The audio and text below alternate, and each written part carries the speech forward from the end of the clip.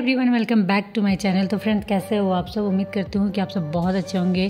तो अभी हो रहे हैं सुबह के 4 और हम सब रेडी हो गए हैं नहाकर छठ घाट में जाने के लिए, क्योंकि आज छठ पूजा का लास्ट डे है। और जो सूप हैं वो सारी गाड़ी में जा रही हैं, क्योंकि छठ घाट थोड़ा सा दूर है, तो इसीलिए वहाँ तक पैदल नहीं जाया जा सकता है। तो थोड़ी दूर के लिए हम गाड़ी से जाते हैं, उसके बाद फिर कुछ दूर पैदल चलते हैं, क्योंकि छठ घाट जाने में जो पैदल जाने में मज़ा है वो गाड़ी से बिल्कुल नहीं है। बट मजबूरी है कि छठ घाट दूर है, इसलिए गाड़ी से ही जाना पड़ रहा है। और ये देखिए सुबह सुबह का नज़ारा, पूरी गाड़ियाँ रेडी हैं, सब रेडी हैं। और हम पहुंच गए थे छठ घाट, तो गाड़ी हमने रख दिया था और उसके बाद हम पैदल चलना स्टार्ट कर दिए थे। और धीरे धीरे भीड़ हो रही थी, अभी थोड़ी कम थी, धीरे धीरे लोग आ रहे थे और भीड़ हो रही थी। और सुबह का नज़ारा इतना खूबसूरत था, रात मतलब शाम वाले अर्घ से भी सुबह वाले अर्घ में बहुत ज़्यादा मज़ा आता है। तो धीरे धीरे हम छठ घाट की ओर बढ़ रहे थे और इतना ज़्यादा आज कुहासा सा था, कुछ भी नज़र नहीं आ रहा था, बट अच्छा लग रहा था। सब साथ में थे, चल रहे थे, बड़े बच्चे बूढ़े सब कोई। तो काफ़ी मज़ा आ रहा था, क्योंकि ये मोमेंट फिर नहीं मिलता है, सिर्फ छठ में ये होता है। तो चलते चलते हम छठ घाट की ओर आ गए थे और आप देख सकते हो कितना ज़्यादा फॉग है, कुछ भी नज़र नहीं आ रहा था। और छठ घाट तक आते आते तो रास्ते में कुछ भी नहीं पता चल रहा था कि लाइट जल रही है नहीं जल रही है। जब हम अपने स्थान में पहुँचे तब पता चला कि हाँ लाइटें जल रही हैं, नहीं तो कुछ भी नज़र नहीं आ रहा था। और ये देखिए यहाँ का नज़ारा, धीरे धीरे भीड़ जुट रही है। और ये है हमारा सूप जो बिल्कुल रेडी है और कितना खूबसूरत लग रहा है। सुबह सुबह सूप जो सजा हुआ रहता है ना, वो बहुत ज़्यादा खूबसूरत लगता है। और छठ घाट में आने के बाद दीदी चली गई थी पानी में खड़े होने कुछ देर के लिए, क्योंकि सूर्य भगवान जब तक निकलते नहीं तब तक मैं थोड़ी देर के लिए पानी में खड़े रहते हैं।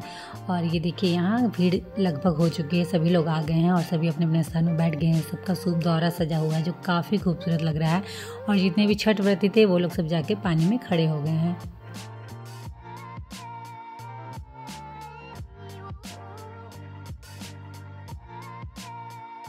और अब समय हो गया था सूर्य भगवान को अर्घ देने का, जो कि सबसे खास पल होता है इस पूजा का। तो चलिए सूर्य भगवान को अर्घ देते हैं।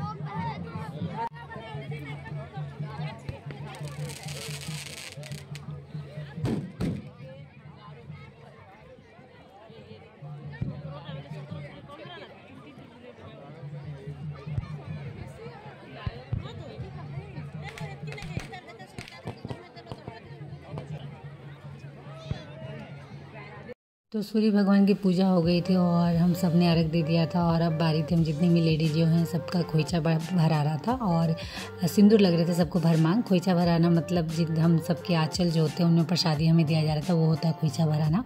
और सिंदूर दिया जा रहा था, तो दीदी सिंदूर दे रही थी और मैं बगल में प्रसादी लेके खड़ी थी, क्योंकि हो नहीं पा रहा था एक तरफ दीदी सिंदूर दे रही थी प्रसादी निकालना, तो मैंने साइड में प्रसादी लेके रखा था और मैं प्रसादी निकाल के सबको दे रही थी। और काफ़ी अच्छा लगता है, सभी लेडीज लाइन बाय लाइन खड़े रहते हैं, सब आते हैं, यहाँ तक कि अगल बगल के भी जो रहते हैं वो लोग भी आते हैं और प्रसादी लेते हैं, सिंदूर भराते हैं मांग में। तो वो काफ़ी अच्छा लगता है। मीन्स ये ऐसा पर्व है ना कि आप ये नहीं देखोगे कि मेरे अपने कहाँ हैं कि उनके पास जाके प्रसादी लूँ या मांग भराऊँ। जितने भी अगल बगल के रहते हैं सब आते हैं, तो बहुत अच्छा लगता है, काफ़ी अपनापन सा लगता है। मीन्स ये ऐसा पर्व है जिसमें दुश्मन भी दोस्त बन जाते हैं, तो ये काफ़ी अच्छा मोमेंट रहता है। तो सब चीज़ अच्छे से हो गया था और सबके मांग भरे जा रहे थे और सबके चेहरे इतने, मीन्स मांग जो फुल मांग जब भराता है ना, तो सबके चेहरे इतने अच्छे लगते हैं, मीन्स चेहरा का लुक ही चेंज हो जाता है, रौनक सी आ जाती है। अब बारी थी मेरी, तो मैं काफ़ी एक्साइटेड रहती हूँ इस चीज़ के लिए, क्योंकि मुझे बहुत अच्छा लगता है। तो चलिए फटाफट मांग भराते हैं, खोइचा भराते हैं और उसके बाद फिर हम निकलेंगे घर की ओर, क्योंकि ये लास्ट रहता है और सत्यनारायण कथा होना रहता है पूजा खत्म होने के बाद, तो वो घर में होगा। और आज ही के दिन फिर हमें वापस घर भी लौटना है, क्योंकि बच्चों के स्कूल हैं कल से, तो जो करना है अभी फटाफट करना है। तो बस यहाँ ये हुआ, उसके बाद हम घर निकलेंगे। तो लगभग ये हो चुका था, सबके मांग भरा जा चुके थे, प्रसादी सबको मिल गई थी और हमारी बारी थी अब निकलने की। तो सब अब रेडी हो रहे थे निकलने के लिए और काफ़ी अच्छा रहा, छठ पर्व काफ़ी अच्छे से बीता। और उम्मीद करती हूँ कि अगले साल भी हमारा ऐसे ही पूरा धूमधाम से हम छठ पर्व मनाएं। तो अभी देखिए बज रहे थे 8, क्योंकि पूजा ख़त्म होते करते सब चीज़ होते होते 8 हो गया था। तो उसके बाद हम निकल रहे थे और अभी भी आप फॉग देख सकते हो कितनी ज़्यादा है। अभी थोड़ी बहुत हल्का दिख रहा है, बट फिर भी फॉग बहुत ज़्यादा है। जैसे जैसे हम आगे बढ़ रहे हैं आप देख रहे हो, ये देखिए। बट यहाँ का नज़ारा ना काफ़ी खूबसूरत है, क्योंकि नदी बहुत बड़ी थी और ये जो नदी है कोयल नदी है। तो ये काफ़ी बड़ी नदी थी और बहती नदी है। नदी का पानी बिल्कुल साफ़ सुथरा, मतलब जो व्यू था ना हमारा छठ घाट का वो बहुत ज़्यादा खूबसूरत था। तो चलिए चलते हैं फटाफट घर, क्योंकि अब घर भी निकलना है। तो घर पहुंचने के बाद प्रसादी उरसादी लेने के बाद फिर मैं निकल गई थी अपने घर के लिए, क्योंकि आज जाके मुझे प्रॉपर बच्चों के विंटर यूनिफॉर्म लेने हैं। वो मैंने पहले सोचा था बट हो नहीं पाया था कुछ रीज़न से। तो घर जाके बहुत सारे काम करने हैं, बच्चों के स्कूल ड्रेस रेडी करने हैं, जो नहीं करके मैं आई हूँ वो जाके करने हैं। तो फ्रेंड्स आज मुझे आने का बिल्कुल मन नहीं था, क्योंकि वो सारे मोमेंट आँख के सामने घूम रहे थे कि यार कितना मस्ती किया हमने और इतनी जल्दी टाइम मीन्स कब आए कब जाने का टाइम हो गया पता ही नहीं चला। बट वो होता है ना कि कहीं जाओ तो फिर वापस अपने घर तो आना ही है। और सबसे बड़ी बात है कि बच्चों के स्कूल जो मिस मैं नहीं कर सकती हूँ, क्योंकि वो बहुत ज़्यादा इम्पॉर्टेंट है। ऐसे तबीयत ख़राब हो बात अलग है, बट पूजा पाठ त्यौहार वो अपनी जगह, बच्चों के स्कूल अपनी जगह। तो वही कल से स्कूल हैं तो इसलिए मुझे आज निकलना पड़ा। और रास्ता इतना खूबसूरत था, आने जाने के दौरान इतना सुंदर व्यू था कि उसे देखते देखते ही कब रास्ता कट गया, कब हम अपने घर पहुँच गए हमें पता ही नहीं चला। तो ये सबसे बेस्ट पार्ट था। तो चलिए अब हम पहुँच चुके हैं अपने घर, और घर आने के बाद सुकून तो काफ़ी लग रहा है, बट हरासमेंट भी काफ़ी लग रहा है।